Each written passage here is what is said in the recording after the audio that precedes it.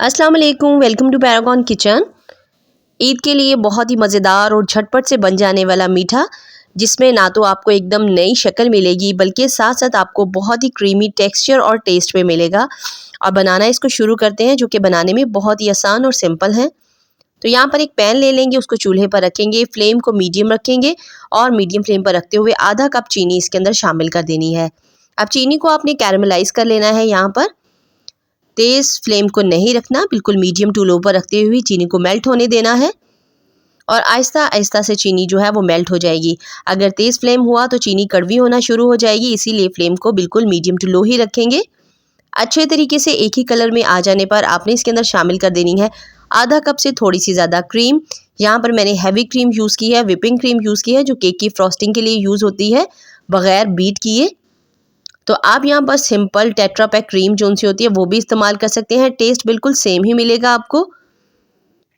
अच्छे तरीके से इसको मिक्स कर लेना है, बिल्कुल लो फ्लेम के ऊपर रखते हुए, और बस फिर अच्छी तरह से यकजान हो जाने के बाद आपने चूल्हे को बंद कर देना है और इसको हमने साइड पर रख देना है।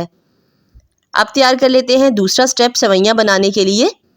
एक पैन को चूल्हे पर रखेंगे और उसके अंदर आधा टीस्पून या 1 टीस्पून के बराबर आपने देसी घी शामिल कर देना है।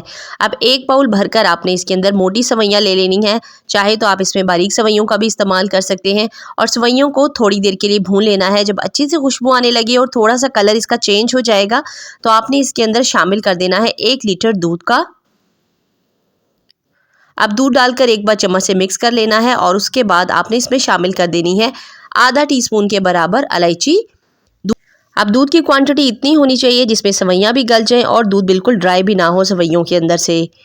अब इसमें शामिल कर देने हैं, यहाँ पर मैंने 3 टाइप के ड्राई फ्रूट्स यूज़ किए हैं, जिसके अंदर 4 छवारे लेकर मैंने उनको बारीक स्लाइसिस में काट लिया है। साथ ही में थोड़े से बादाम भी स्लाइसिस में कटे हुए और छवारे डालकर इसको गाढ़ा हो जाने तक कुक कर लेना है। देखिए थोड़ी ही देर के अंदर ये अच्छी तरह से गल गई है। अब यहाँ पर इसके अंदर शामिल कर देना है, चूल्हे को बंद कर देना है। जो कैरेमल सॉस हमने तैयार करके रखी है ना, क्रीम शामिल करके, वो इसके अंदर शामिल कर देनी है। सारी की सारी सॉस को हमने इसके अंदर शामिल कर देना है और थोड़ी सी बचा लेनी है गार्निशिंग के लिए। तो 1 लीटर दूध के अंदर और इतनी क्वांटिटी के साथ मीठे की ये बिल्कुल ही परफेक्ट रेसिपी है।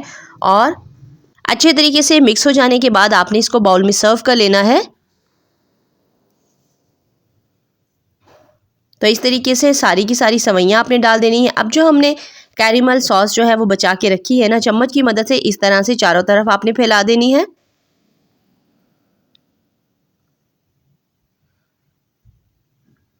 जिससे इसकी लुक बहुत ही ज़्यादा टेम्पटिंग लगेगी।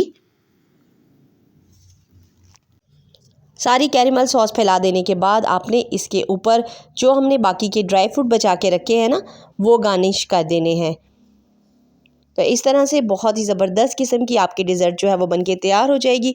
और ईद के लिए ये बहुत ही बेस्ट मीठा है, बहुत ही कम टाइम में बनके तैयार हो जाता है और इतना रिच, थिक और क्रीमी टेक्सचर होता है सेवइयों का कि मज़ा आ जाएगा आप लोगों को। तो ज़रूर से आपने इस ईद पर एक बार इसको ट्राई करके देखना है। मुझे अपना फ़ीडबैक ज़रूर से देना है। वीडियो अच्छी लगी है तो वीडियो को थम्स अप कर दीजिए। इंशाल्लाह फिर मिलेंगे टिल देन नेक्स्ट वीडियो। तब तक के लिए अल्लाह हाफिज़।